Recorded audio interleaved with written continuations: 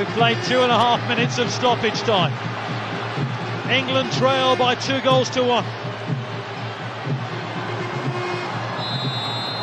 Beckham could raise the roof here with a goal. I don't believe it. David Beckham scores the goal to take England all the way to the World Cup Finals. Il reste 1 minute de jeu. L'Angleterre doit absolument égaliser contre la Grèce afin d'arracher son ticket pour le Mondial 2002. David Beckham, brassard de capitaine sur le bras, décide de se charger du dernier coup franc de la rencontre et inscrit un but de légende, chez lui, à Old Trafford. Comme quoi, le Golden Boy était surtout un joueur en or. Les libéraux. Le podcast qui revient sur le football de notre enfance. Et pour parler de David Beckham, j'ai avec moi Damaz. Bonsoir à tous. Raphaël. Salut les gars. Et Nami. Bonsoir à tous. Alors David Beckham, c'est l'icône du football que tout le monde connaît. C'est une star internationale. Vos mères à tous connaissent David Beckham. Vous allez voir une ménagère dans fin fond d'un village mexicain avec 7 enfants. Elle connaîtra bien David sûr. Beckham. Vous va bien. C'est vraiment incroyable. C'est une des personnes les plus connues au monde. On verra tout au long de ce podcast que finalement, c'est pas forcément que pour ses qualités footballistiques, mais nous, dans cet épisode, on va surtout rappeler que c'est évidemment grâce à ses qualités footballistiques. Damas, on commence doucement. David Beckham, c'est un garçon qui grandit dans un milieu plus ou moins modeste de la banlieue de Londres. Ce qui caractérise son enfance, c'est surtout celle d'un amoureux du football. Amoureux du football, amoureux de Manchester. Je tenais à dire un grand merci aux libéraux de pouvoir être présent pour le podcast de David Beckham, qui fait partie de mon top 3 des joueurs de football que j'ai le plus aimé dans ma vie, notamment au cours des années 2000. Vous imaginez même pas la joie que ça procure, et j'aimerais de tout cœur que les auditeurs et auditrices puissent comprendre la joie et l'amour que j'ai pour les libéraux, purée de patate. David Beckham, né en 75, amoureux de Manchester par son père, qui était déjà faisait la route de plus de plusieurs kilomètres. Imaginez bien, l'est de Londres jusqu'à Old Trafford. Plus de 300 kilomètres, le mec, il y allait. Donc, Beckham, il habitait à côté de White. Il habitait à côté de White Hart Lane en plus. En plus, ouais. Ah, bah, des clubs, non, j'allais rien dire. Parce qu'il se surnomme semi-juif, je crois, hein. Il se surnomme juif. Voilà, il se surnomme juif. Donc, j'allais rien dire avec Monsieur Lévy, c'est pas le sujet, d'accord? Mais il a été formé en effet en partie notamment dans l'école de foot de Tottenham, et également de Redwood, je crois aussi à un autre club de Londres. Et après, on commence simplement avec Manchester, Reda. Il faut qu'on en parle. Parce qu'il va signer en 91 le jour de ses 15 ans, Raphaël. C'est quand même un sacré cadeau. Sacré cadeau. Tu viens de Londres, tu es fan de Manchester United, tu fais le trajet pour aller voir les matchs étant petit, tu signes à Manchester United.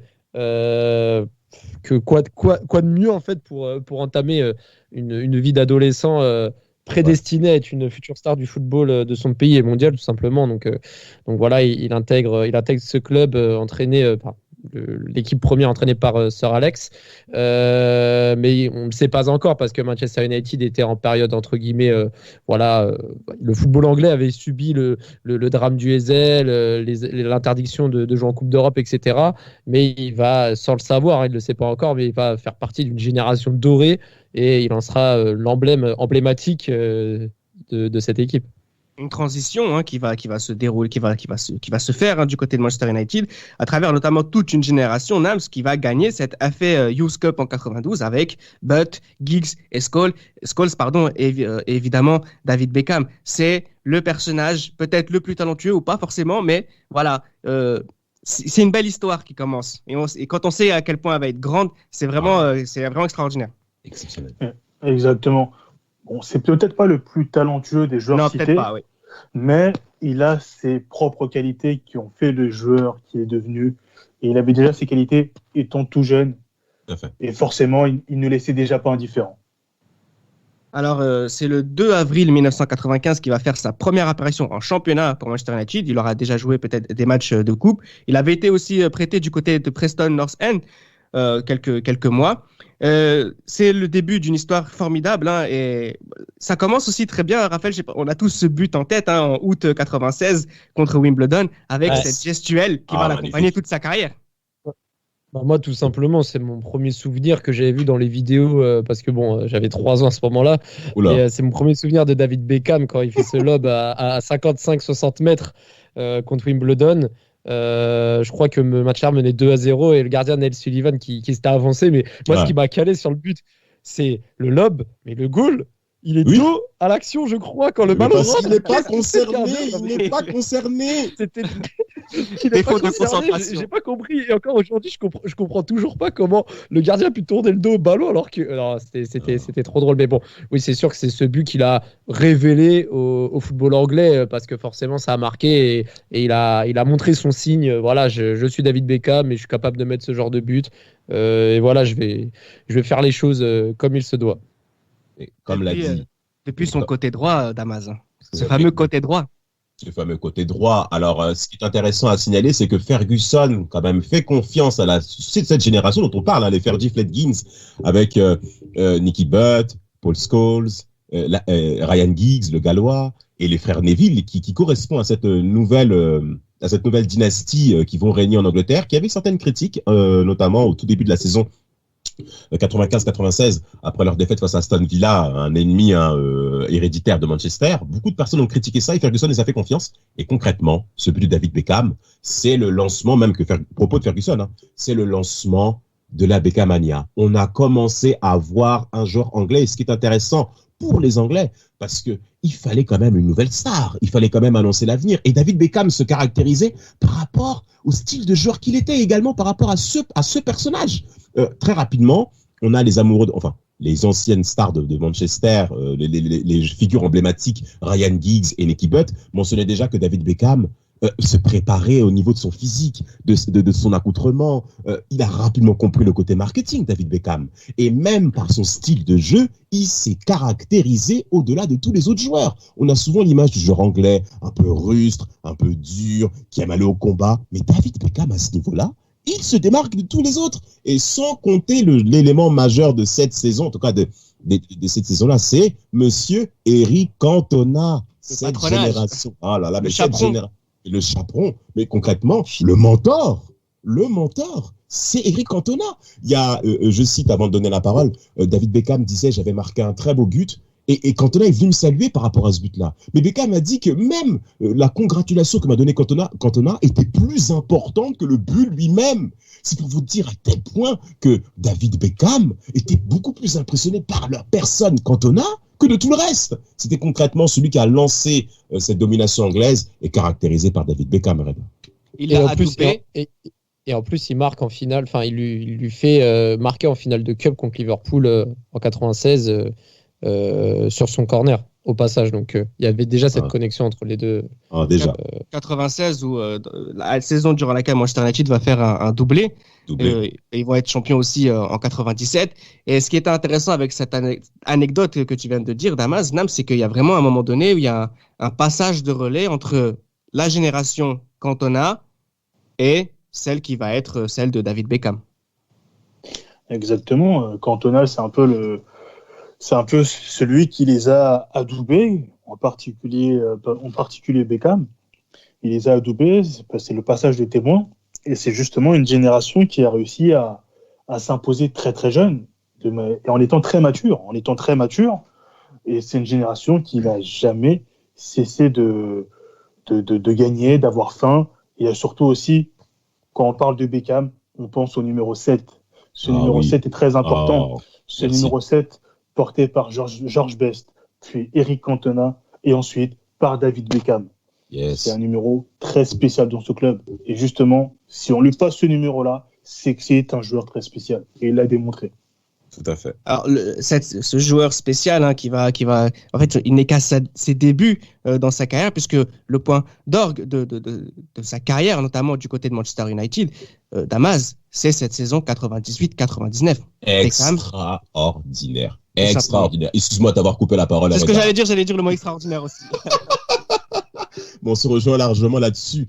Parlons un peu de la configuration de cette équipe de Manchester avec sa doublette d'attaque que plusieurs de nos papas n'ont pas oublié, que sont Dwight York et Andy Cole. Mais le nombre de fois qu'ils ont été nourris par David Beckham. Alors, un petit salut à notre frangin Taté des libéraux.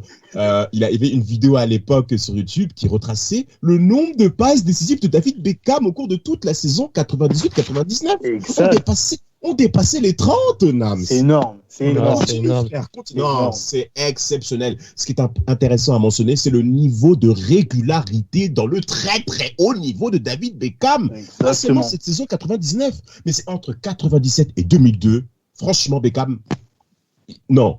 Enfin, je suis d'accord avec toi. Et en plus, Damas, dans la vidéo, tu parles d'une trentaine de passes décisives et on compte même pas par exemple les 2 buts de la finale avec des champions où il n'est techniquement pas auteur de la passe décisive, mais il est à l'origine. Mais c'est pareil en fait, c'est tout comme. Et moi je pense aux passes décisives, notamment celle au Camp Nou, lors du 3-3, le centre pour le 3e but par exemple. Bien sûr. Un centre, franchement, d'une précision accablante, c'était vraiment incroyable. Et puis aussi son coup franc ultra fort. À l'aller, au match aller. Le 3-2, le but du 3-2, c'était le match aller-retour, il était sur un nuage. Mais est-ce que vous vous rendez compte du niveau de jeu de ces deux équipes? Est-ce que vous vous rendez compte? Mais ce qu'on a raté, on avait une poule en 99, Manchester United, Bayern Munich et le Barça. Brøndby qui fait figure de on va les laisser tranquilles, c'est le Malawi. Mais concrètement, non mais j'insiste. Écoutez, Malawi, très grand pays, attention. Ils ont battu l'Algérie en 2010 à la quête. Laissez-les tranquilles. Mais David Beckham, le centre qu'il fait, mais surtout c'est devant le but, Exactement. La surface de réparation, mais et ça vient couper de la tête. Rodesque qui ne peut que constater les dégâts. Mais Beckham avait un niveau quasiment ballon d'or. C'était ma question. Top player. Est-ce que on a le droit de dire que c'est le meilleur joueur du monde? En 99? Oui. Top 3. Facile. Top 3, c'est ce que j'allais dire. Top 3 parce que. Vas-y, Raphaël. Parce que, non, pas de souci. Moi, je dirais top 3 parce qu'on peut dire que c'est le meilleur. On a le droit. Il est dans le duel, il n'y a pas de problème. Mais Rivaldo, son année 99, la Copa América, même la confrontation, le 3-3 contre Manchester. Franchement, c'est trop le coup franc. Rivaldo, sur ses appuis, qui constate les dégâts, Schmeichel, c'est trop sa réaction. Il bouge même pas, il va chercher le ballon Nike dans les filets. Non, Rivaldo, pour moi, Rivaldo, ballon d'or mérité. Mais Beckham, franchement, il est dans le top 3 facile. Alors, il est dans le top 3 au-delà de la saison 99. Pour moi, j'ai vraiment catégorisé une période 99-2001 où on a 3 saisons où concrètement, David Beckham vole. C'est quelqu'un qui est extraordinaire avec ses centres depuis le milieu de terrain, avec la courbe que le ballon fait. Sa gestuelle dans les coups francs, dans ses centres, c'est quelqu'un qui techniquement est au sommet de son art. On voit rien qui puisse l'inquiéter, Damas. Il est vraiment extraordinaire. Il est extraordinaire et surtout il se différencie par rapport aux autres grands joueurs de cette génération exceptionnelle. Ne serait-ce que Giggs de l'autre côté. Exactement. Et ce qui est bien, c'est qu'avec Giggs et Beckham, Ferguson a fait en sorte d'avoir 2 modèles de joueurs différents. C'est-à-dire Giggs, capacité d'accélération, d'avoir un jeu sans ballon, un perforateur comme tu dis parfaitement Nams, et on a un David Beckham qui n'est pas uniquement qu'un centreur.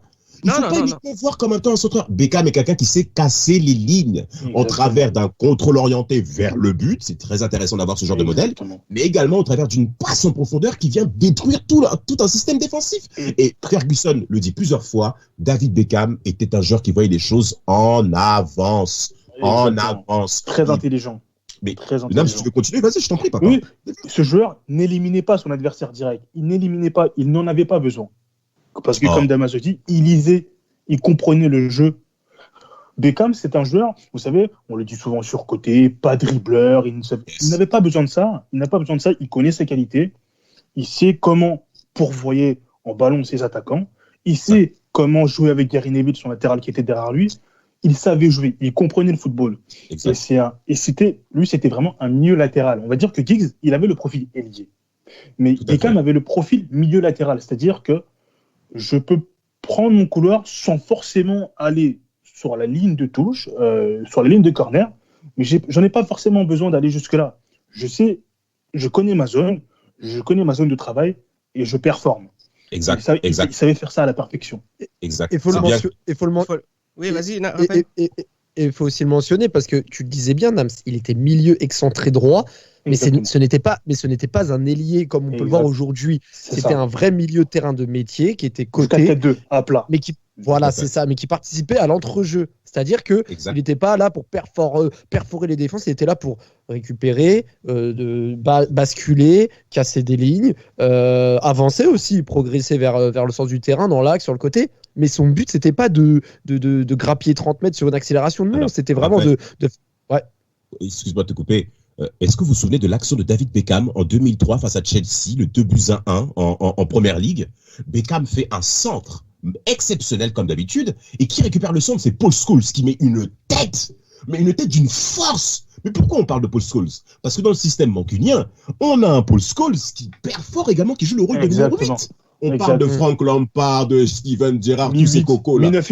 Ce sont des enfants, ces mecs-là. Ce sont des enfants. On parle de Paul Scholes, messieurs. Et Scholes a plusieurs fois récupéré des centres de la tête de David. Mais une tête exceptionnelle. J'invite tous les enfants à regarder cette action. Mais David, en une fraction de seconde. Merde. En plus, sur cette période-là, il faut le dire aussi, hein, David Beckham est à l'origine de 30 à 40 buts par saison, hein, entre les passes décisives, etc. Donc, c'est vraiment assez extraordinaire. Il est tellement fort, David Beckham, que il va rentrer dans une autre galaxie aussi. Et une autre galaxie par laquelle il intervient. Je t'entends rigoler parce que tu sais qu'il va épouser ta Spice Girls préférée. Mais bien sûr.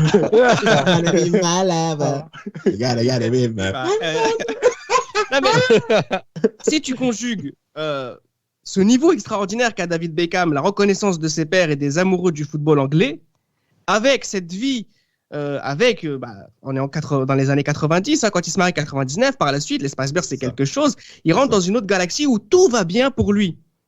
Tellement bien qu'en mai 2002, il va signer le contrat du joueur le mieux payé au monde aussi.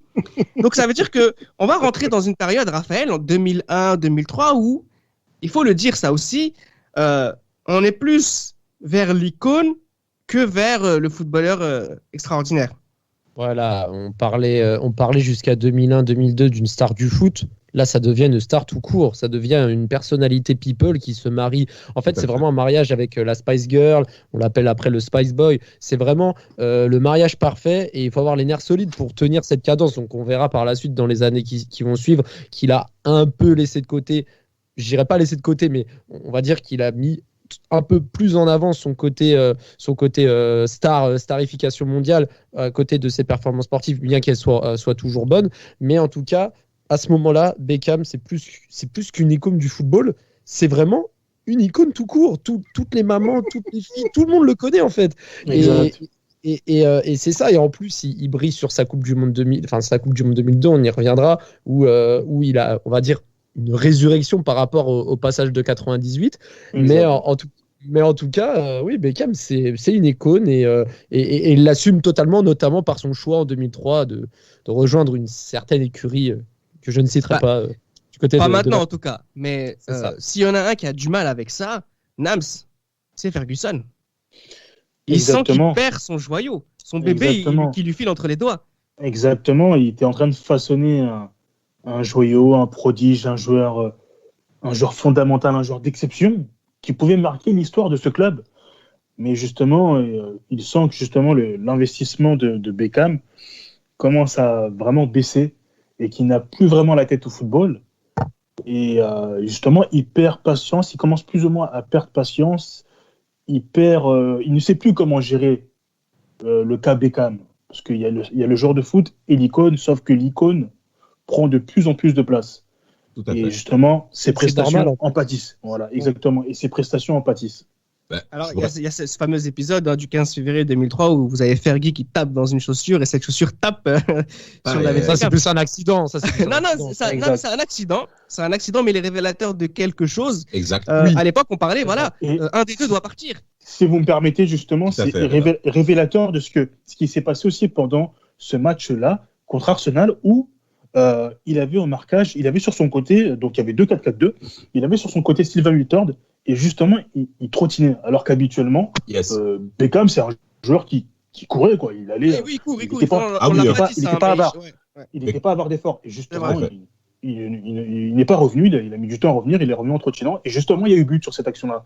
Et justement, ça a foutu en rogne Ferguson. Mais c'est bien que tu parles de Ferguson. Je pourrais vous citer un petit point par rapport à la bisbille entre donc. Merci. Alors, je cite.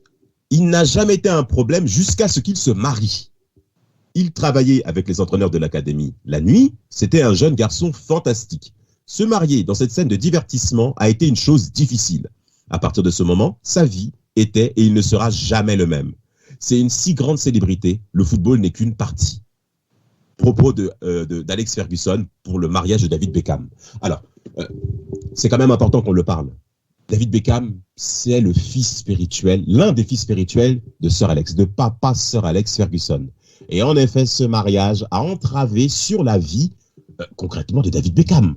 On a vu un quotidien qui a totalement changé. On le voyait plusieurs fois sur Exclusif. TF1 Exclusif à 18h. Est-ce que vous vous souvenez de cette émission, le samedi soir? On voit Beckham dans des podiums, dans des trucs comme ça. Il fait quoi là-bas, frère? Moi, personnellement, ça m'a pas trop dérangé tant qu'il était performant. Mais on a quand même, Reda, appris à lire le football, même malgré notre jeunesse et notre soif. Mais on sentait qu'il était moins bon qu'avant. C'était pas pareil. C'était pas pareil, qu'il était moins précis qu'avant. Ça se sentait qu'il était moins impliqué. Et ce qui m'énerve en plus, c'est que Victoria Beckham n'a rien fait pour remettre son mari dans l'ordre. C'est pour vous dire, messieurs qui nous écoutez ce soir, faites attention à qui vous dites je t'aime pour la vie. C'est vrai. Non mais c'est vrai, attention. Elle l'a peut-être éloigné du football, mais elle a fait de lui une personnalité mondiale. Oh, on en a rien à foutre. Il dort très bien la nuit, David Beckham. Bien sûr, on voulait qu'il soit dans la même cour que Zidane. Franchement, messieurs, j'ai une question à vous poser. Est-ce que vous mettez Beckham devant Figo? Moi, non. Ça dépend à quel moment tu parles. Moi, non. Ça dépend à quel moment tu parles. Historiquement, non, certainement pas. D'ailleurs, vous aussi, les auditeurs, dites-nous si c'est plus Beckham ou Figo. Non, Figo, franchement, c'était quand même. Mais si tu me poses la question en 2002. Un cran au-dessus, peut-être. Ouais. On est d'accord, Reda. On est d'accord. Si tu me poses la question en 2002, je dirais peut-être. Ouais, parce que 2002, Figo, il fait pas la Coupe du Monde. Enfin, il fait la Coupe du Monde, mais il fait pas un parcours. Non, mais il fait la Coupe du Monde, mais il fait pas un parcours. Enfin, il est éliminé au premier tour. Donc, forcément, 2002, ça joue pas. Si je prends les années 95 à 2002 dans son ensemble. C'est ça. Ah, d'accord, ok. Juste pour dire, voilà, David Beckham, c'est plus de 400 matchs, c'est 11 ans avec Manchester United, donc c'est une vraie histoire. Hein. C'est quelqu'un qui aurait pu faire toute sa carrière du côté de Manchester. Ça, c'est quelque chose qu'on ne saura jamais. On aurait voulu qu'il fasse comme Giggs ou comme Scholes. Mais lui est plutôt parti du côté des Galactiques. Hein. Tu voulais pas le citer tout à l'heure, Raphaël, mais on va du côté du Real Madrid. Il va signer là-bas pour à peu près 37-38 millions d'euros. C'est ça. Et au départ, ça se passe très bien. Mais en fait, c'est ce qui va peut-être faire du mal aussi dans le jugement de sa carrière. Je me souviens, c'est Nams qui disait, il y a beaucoup de gens qui disent surcoté, mais effectivement, sur cette période 2003-2006, on a un côté, est-ce qu'on n'est pas plus sur du Strass et Payet galactique que véritablement sur une équipe performante sportivement d'Amaz? Alors, Nams, tu voulais peut-être exprimer? Oui, juste avant de parler de cette période 2003-2006, il faut savoir qu'il était tout près du signer au FC Barcelone. Merci. Ça, c'était quelque chose d'assez incroyable. Pérez ne voulait pas de Ronaldinho pour une certaine raison, parce que voilà, il n'était pas très beau. C'est un scandale. Bon, scandale, c'est une erreur, c'est tout ce que vous voulez. Bon, après que le Real prenne Beckham, je vais parler avec l'enfant que j'étais lorsque j'avais 12 ans, c'était un transfert que je ne comprenais pas. Alors, quand il signe, je me demande où est-ce qu'il va jouer. Figo est à droite, Zidane est à gauche. Cambiasso, je crois que Flavio Conceição venait de partir. Makelele ne sera pas retenu. Ouais. Voilà, mais il est encore là jusqu'au 31 août. C'est ça, il part fin août. Donc, où est-ce qu'il va jouer? Va-t-il être associé à Makelele? Va-t-il être la doublure de Figo? Qu'est-ce qui va se passer? Parce que devant, on a Raúl Ronaldo. Alors, qu'est-ce qui se passe? Alors, ce sont des questions qu'on se pose quand on est jeune. On ne comprend pas. C'est beau sur le papier, mais où est la cohérence? Exact. Il y a aussi Esteban Cambiasso qui est jeune et très prometteur. Et là, on se demande justement, parce qu'il y a cette politique qui commence à arriver, Los Zidanes, Pavones, les joueurs formés au club et les superstars. Et là, c'est...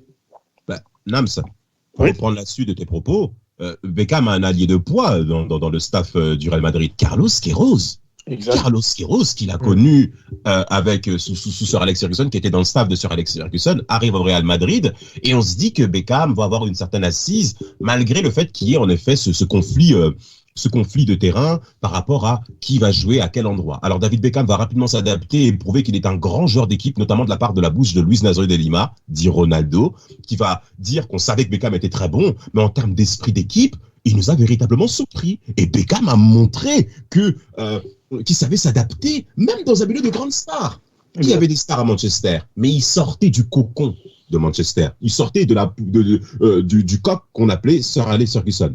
Là, c'est un autre domaine. C'est les Galactiques. On est sous l'ère des Galactiques. Et chaque année, Florentino Pérez fait rêver nous qui sont jeunes joueurs, qui sont jeunes amoureux du football, avec une nouvelle star en conquête. Quand David Beckham arrive, en effet, il y a ce cas-là où est-ce qu'il va jouer, mais quelque part, ça correspond aussi à la beauté de David Beckham. Hein. Ce départ-là, qui a été même un échec pour Juan Laporta, hein. C'est bien que tu parles de ça. Hein. Le Barça a clairement très mal. Laporta s'est beaucoup appuyé sur l'arrivée de David Beckham pour légitimer son arrivée au pouvoir à Barcelone. Mais Beckham fait le choix du Real Madrid, que, à mon avis, Gilles Christ congratulera. Et il va très rapidement montrer sur le terrain, Reda, que David Beckham répond présent. Il fait un très très bon début de saison, David Beckham. Hein. Raphaël, ses centres de 30 mètres sur des reprises de volée du gauche de Zidane. C'est beau, en fait. Incroyable. C'est beau. Les coups francs contre l'OM, quand Rougneux il s'avance à 5 mètres, les transversales. Pourquoi tu parles de Rougneux? Quel est ton problème? Il a parlé de Beckham. J'ai parlé de Beckham qui met un coup franc contre Rougneux. Mais plus sérieusement, c'était magnifique, mais comme beaucoup de ses coups francs, je sais pas si vous vous rappelez les combinaisons qu'il faisait contre la Sociedad avec Roberto Carlos où il poussait la balle, Carlos l'a stoppé et il tirait. Même les gardiens, ils n'étaient pas prêts à ça. En fait, il innovait dans sa manière de tirer. Ses centres, ils étaient toujours aussi précis. Et même si, comme tu disais, Nam, que ce recrutement, on ne savait pas trop où ça allait aller. On ne savait pas s'il allait jouer à droite, dans l'axe, sur quelle composition. Tout simplement, il a su s'adapter. Et en fait, même si c'est un Spice Boy et une star planétaire, Beckham, ça reste un professionnel avant tout et qui se donne à 200% pour son équipe. Et on l'a vu avec toutes ses actions et personne pourra dire le contraire, comme quoi Beckham n'était pas impliqué, pas professionnel et surtout pas performant pour ses coéquipiers. Et à titre personnel, je considère que la coupe de cheveux qu'il avait au Real Madrid, c'était la plus belle de sa carrière, avec la petite méchette derrière là. Oui, c'est vrai. Toi, t'aimais trop les cheveux longs. toi, Reda. Là, je les avais pas, malheureusement. Mais... C'est vrai que cette coupe était très classe. Cette coupe et celle de 98-99. Oh là là. Top niveau. Le nombre de coupes de cheveux moi, je trouvais que Beckham, le crâne rasé, ça lui allait grave bien aussi. Il avait un bon flow avec. 2000-2001, oui. 2000-2001, ça lui allait bien. Il a fait les tresses aussi, c'est Oui, les tresses contre l'Afrique du Sud en match amical et il s'est embrouillé avec Ferguson à propos du crâne rasé, le bonnet qu'il a porté. Ferguson lui a demandé d'enlever et enlève ça. Beckham voulait garder, il a pris une amende colossale. Mais non, mais Ferguson, il voulait aussi garder pour justement faire la surprise au monde qu'il avait coupé ses cheveux pour en tant que leader iconique, etc. Donc c'était à ce moment-là aussi qu'il avait un peu perdu le fil de ses priorités. Vraiment leader marketing jusqu'au point et concrètement le Real Madrid en termes de merchandising, l'arrivée de David Beckham mais correspond également à l'élévation du Real dans ce domaine. Incroyable. Ah bah oui, c'est la première recrue du Real Madrid pour moi où je me suis dit oula, là ils ont priorisé vraiment le bling bling au nécessaire sportif. Tu vois, parce que quand Zidane arrive, il y a un besoin. Quand Ronaldo arrive, il y a un besoin. Pareil. Quand Beckham arrive, il n'y a pas spécialement de besoin. Exactement. Et limite le besoin, il était déjà là, c'était Makelele. Et on le verra par la suite, ces 3 ans, sur ces 4 ans. 4 ans au Real Madrid, au final, on retient quoi? Un titre de champion, une super coupe d'Europe. Pourquoi? Notamment, et il faut le dire, Makelele. Exact. Et je veux faire une confession. Makelele, tonton Makelele, quand il est parti, j'étais dégoûté parce que McManaman touchait 4 millions à l'année. Makelele touchait 1 million.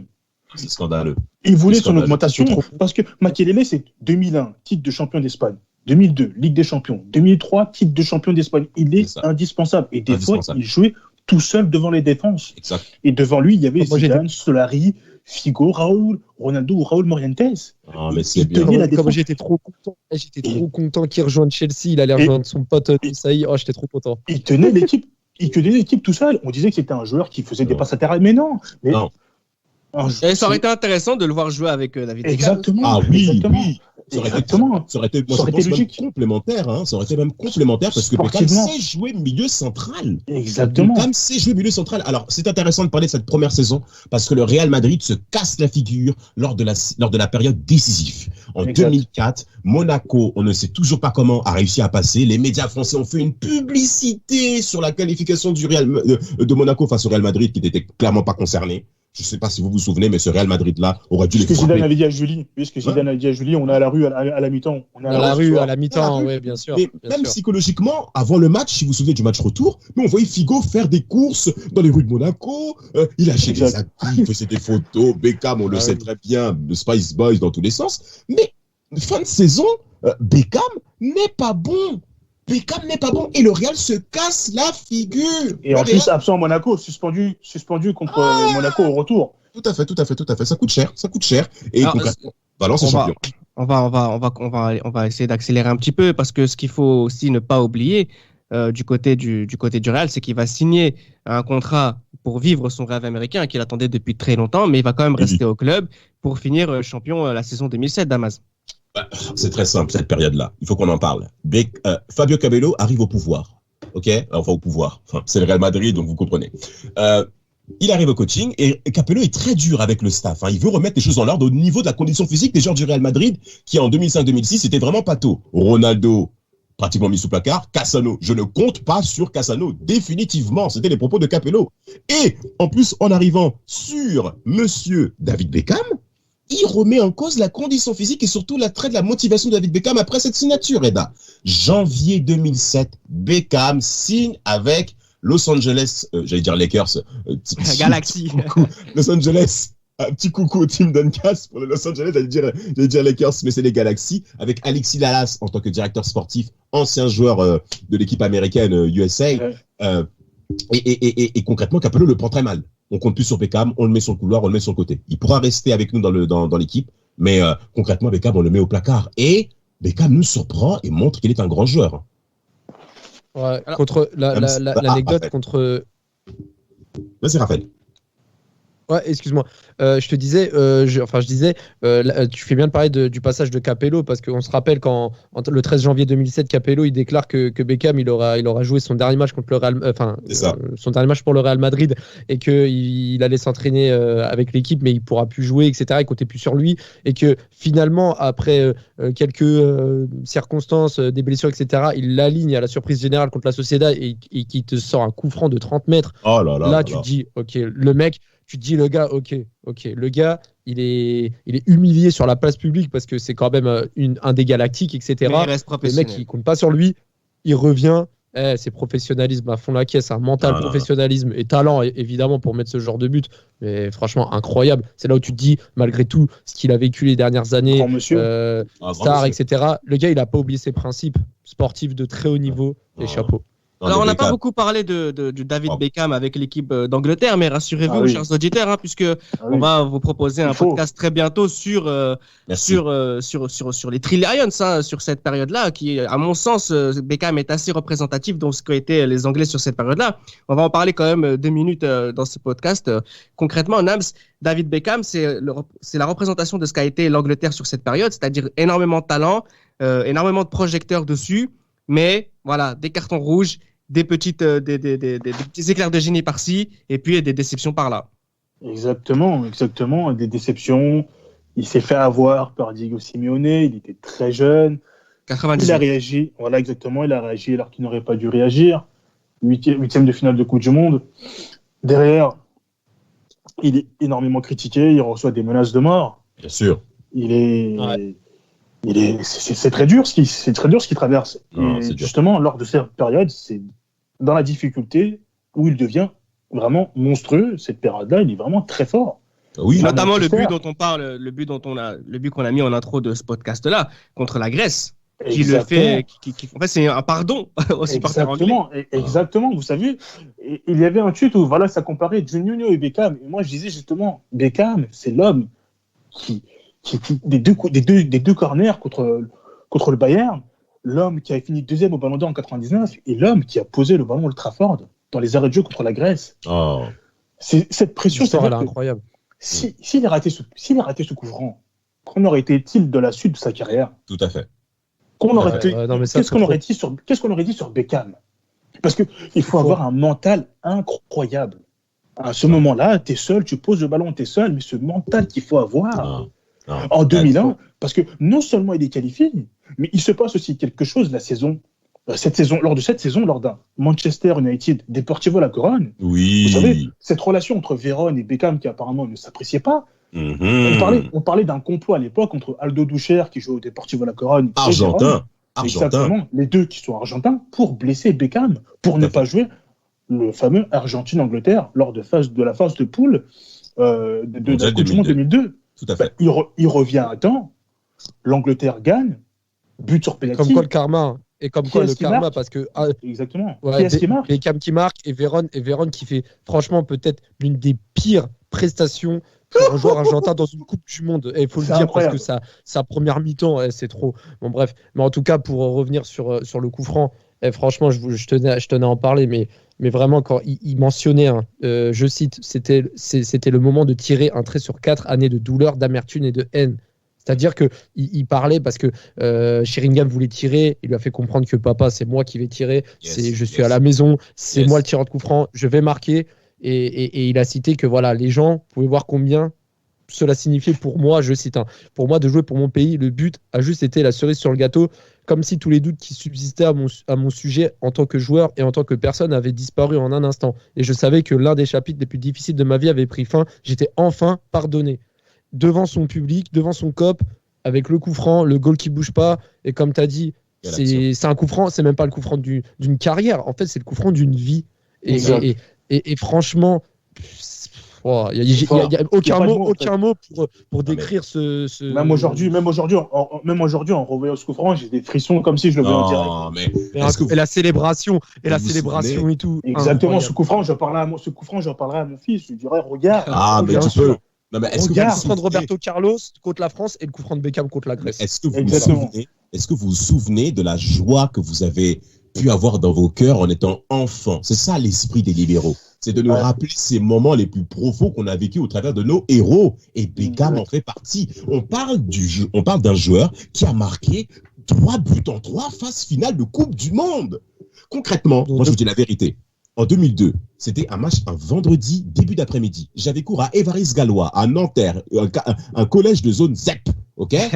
Je ne peux pas entendre parler de rester à la maison. Je suis resté juste pour le penalty de David Beckham. Et je suis arrivé en retard. Mais c'était pas grave. Beckham avait marqué. Et pendant tout l'après-midi, mais j'avais les aisselles toutes mouillées parce que j'ai craigné que oui, je dis la vérité. Alors, sans compter le but en 2006 contre l'Équateur, je ne sais pas pour vous, mais moi je savais qu'elle allait marquer. Attendez, on est à la 60e minute de jeu. L'Angleterre est nulle. Les Anglais 2006 sont mauvais. Vraiment. Et en 2006, en 8e de finale face à l'Équateur, à 25-30 mètres des buts, on savait tous que Beckham allait tirer. Et on savait que Beckham allait marquer. Moi, personnellement, j'étais serein. Alors, quand il a marqué, Ashley Cole, merci Seigneur Jésus. C'est tout. Mais en plus, désolé, je rajoute une chose, c'est qu'en plus, le coup franc qu'il met contre la Grèce, ça parachève un Euro 2000 catastrophique pour les Anglais. Quand il met ce coup franc que tu cites, Damas, ça parachève également un Euro 2004 très décevant où Beckham rate un penalty contre la France. Comment ?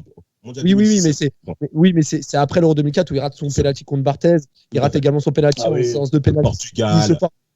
Il se foire totalement, comme contre la Turquie, il faut en parler.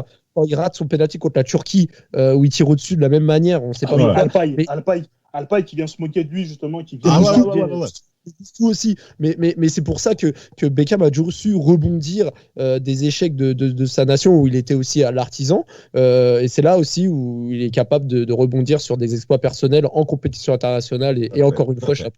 Mais ce qui est intéressant aussi, donc avec la carrière de David Beckham, c'est aussi cet exil de l'autre côté de l'Atlantique à peine 31 ans, même pas, du côté de Los Angeles où il va vivre son rêve américain. Il va quand même rester 5 ans dans ce club, donc il n'est pas parti juste comme ça. C'est vraiment quelque chose qui lui tenait à cœur, je pense, depuis très longtemps. On l'a vu de temps en temps aussi venir du côté du Milan. Hein. Pour cette période un peu où les Américains ne jouaient pas. Il a joué à Paris aussi du côté de Paris, hein, Raphaël. Non, mais parce que David Beckham a joué au Paris Saint-Germain, les mecs. On s'en bat les reins, frère. Tu t'en bats les reins, hein, Raphaël? Faut en parler parce que en plus. On va terminer le podcast, Gab. Comme le dit certaines personnes, oui, il est venu pour l'argent, alors qu'on sait très bien, et ça a été avéré qu'au final, il a reversé l'intégralité de la part liquide de son salaire à l'association, notamment C'est que du bonheur, à l'hôpital Robert Debré. Au final, il a fait 5 mois. Et ce qu'on a retenu, c'est quand même un match très important contre le Barça où il a été titulaire lors du quart de finale aller. Franchement, il a épaté ses coéquipiers par son professionnalisme comme d'habitude. Et ce que j'ai envie de mentionner, Damas, laisse-moi. Mais ce que j'ai envie de mentionner, n'écoute pas, Raphaël, c'est que moi j'étais présent au Parc des Princes pour le match contre le Barça et également contre Brest pour son dernier match de tout court. Et en fait, là où j'étais bluffé, c'était le nombre d'Anglais qui étaient présents au Parc des Princes ou la communauté britannique au Parc des Princes, surtout contre Brest. Et l'émotion qu'il y a eu quand il s'est fait remplacer par Lavezzi, franchement. Ouais. Moi, je me rappelle aussi, j'étais en famille. Et en fait, ce jour-là, on s'est rendu compte que oui, David Beckham, il est connu du monde entier parce que c'est une star, parce qu'il est beau, parce que c'est un mannequin, parce qu'il est marié avec une Spice Girl, et on avait oublié depuis très longtemps déjà que c'était un footballeur, David Beckham, hein, depuis 2007 quasiment. C'est ça, je dirais même depuis sa signature au Real, on avait oublié quelque part que c'était un grand footballeur. Et ce jour-là, juste avant, quand il y a eu cette standing ovation, on se regardait comme ça, j'étais en famille, il y avait mes cousins, il y avait mon père, il y avait plein de gens, et on s'est dit, en fait, on avait oublié que David Beckham, c'était une légende de notre sport. Exact. C'est ça. Et en plus, tu vois, les joueurs comme Armand, Armand, Chantôme, etc., qui disaient qu'en gros, Beckham, il était impliqué sur la partie sportive au Paris Saint-Germain lors de ces 5 mois, alors que c'était un jubilé, en fait. Il est venu en guise de jubilé. Et c'était impressionnant de voir que malgré tout ce qu'il avait vécu, qu'il était encore impliqué à 100% et qu'il ne trichait pas. Et moi qui étais dans les tribunes quand il est sorti sur cette fin de match, moi, Beckham, je suis pas fan de Beckham comme Gilles Christ ou Damas. Je respecte énormément le joueur. Mais franchement, quand il est sorti jusqu'à la fin du match, j'étais dans les tribunes, je crois que j'ai pas dit un mot. J'étais vraiment ému. J'étais vraiment fier d'être dans le stade, de me dire... Putain, j'ai vu le dernier match de Sir David Beckham. Tu peux l'être. Tout simplement parce que prenait sa retraite, l'un de nos derniers héros d'enfance. Exactement. C'était Les Libéraux, un podcast produit par Sport Content.